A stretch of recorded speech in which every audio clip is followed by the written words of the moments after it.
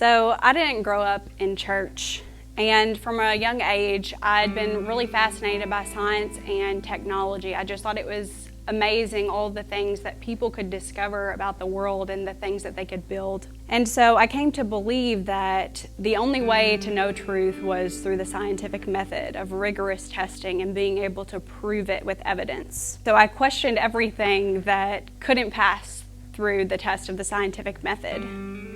And so I came to believe that Christians were just dumb and blind, that they had created religion because they needed something to explain the things that they couldn't understand. And by the time I was in third grade, I remember hearing some classmates talk about going to church, and I remember turning around and saying, "Don't y'all know that God isn't real and that the Bible was written by a bunch of crazy old men?" And so my heart had just become so hardened to any idea of God, any idea of Christianity, or anything that really hinged on faith.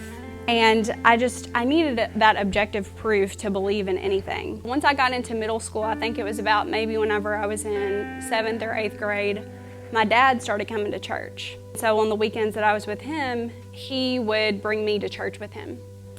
And I think it was either the first sermon or one of the sermons that I heard was about Abraham and Isaac and how God told Abraham to sacrifice his son. And so then I was like, all right, Christians aren't just dumb and blind, but they're crazy too. My dad still made me come to church with him every weekend that I was with him. And I would just sit there, and the only reason that I listened to what the preacher was saying was because I wanted to be able to find holes in his argument. I wanted to be able to pick it apart and to feel justified in myself that, like, well, I knew the truth and it wasn't what he was saying. In Sunday school, I saw that Christians, they had a method of how they were reading the Word.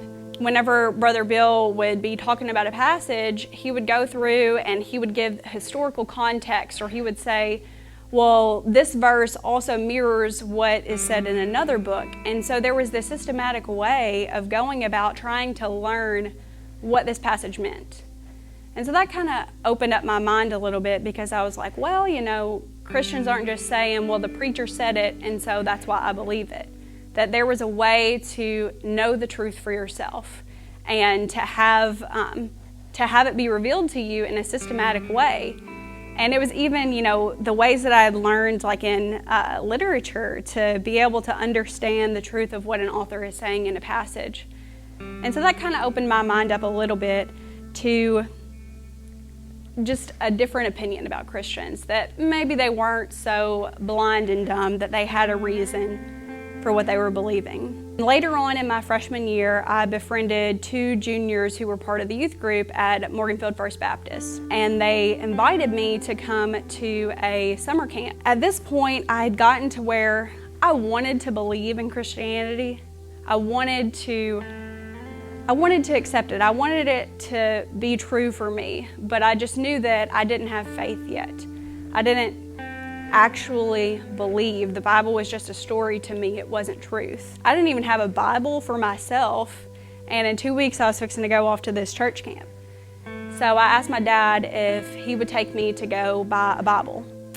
And whenever I got home with my Bible, I was like, well, where do I even start with this? And I was like, well, it's a book. I've read lots of those, and you start at the beginning.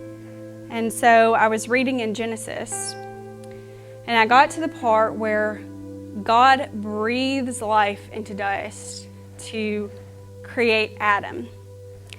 And the only way I know how to describe this is to say that God changed the pictures in my head. Whenever I'd started reading the book, it was like I was reading a story. You know, any of the stories that I had read whenever I was younger. That it was just kind of like a fairy tale. And then I got to that part, and it wasn't a fairy tale, but it was almost like I was reading one of my textbooks for class. It was like, this is truth. This is my origin. This is the origin of humanity. This is the origin of the world. I remember my heart started beating really fast, And I just got up, and my mom was like fixing her hair in the bathroom or something, and I said, Mom, I believe in God. I believe in God, and I'm a Christian. I think that I'm a Christian.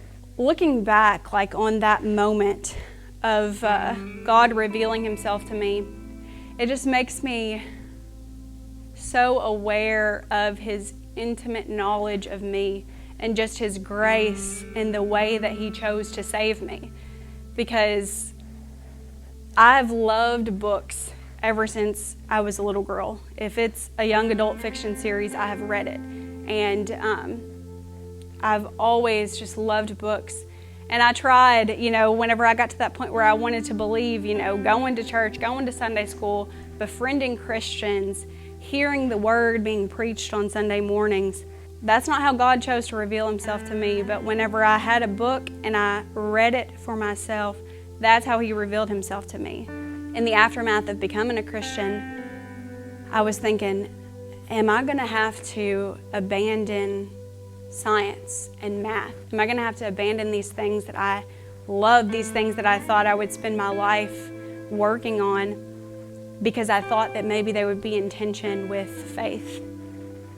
But this is another way that God has just like poured his grace out to me in this, because I remember not long after I'd become a believer, I was sitting in my chemistry class and my teacher was going over a water molecule and all of these really special properties of a water molecule that made it the molecule that sustains life. And I just remember sitting there in class and being like, there's so many things that had to be exactly right for us to be able to survive in this world, and just all of these amazing properties of water that made it to where it would allow us to live. And I just remember thinking, that's not evolution, that's not randomness, that's not science, that's God's design. And even now as I'm studying math and I'm working on a proof, it's like, how do we know that this axiom in math, this thing that we take for granted all the time, how do we know that it can actually be true?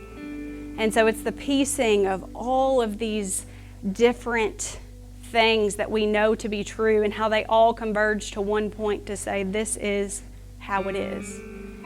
And I experience God's grace in that, like as I'm working through these math problems, because it's like for that one moment, I get just a little taste of what it's like for God every single day to know how everything comes together, to know how everything works. And I just get a little taste of that whenever I finish a proof in math. And I also think I listen to these podcasts with scientists and a lot of physicists. I just love physics because it's the question that it asks is, how does the universe work? And so I think about these scientists, and it's like here's a wall, and they're taking a sledgehammer to it, and God is just like right behind the wall. Like they are just so close to God in everything that they're working on of discovering how that he has created the universe.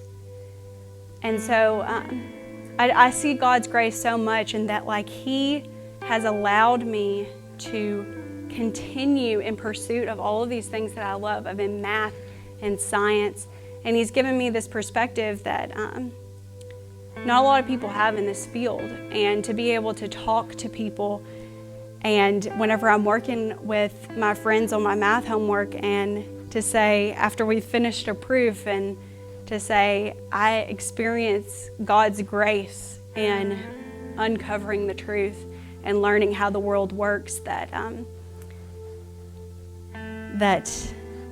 it's like I'm discovering God in that he speaks in the language of the laws of physics and math, and I think that it's just amazing just looking back to see that whenever he saved me, he didn't say that you have to become an entirely different person, but he showed me how he had created me and how he's going to use me with the things that I love, that he's refining those. He's not saying that you have to be an entirely different person, but he's making me more of who I am.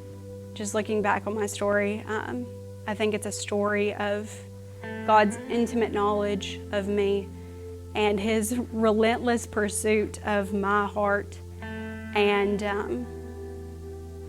His intentionality and His care in how He was going to choose me for His kingdom. And so I'm just so thankful for that.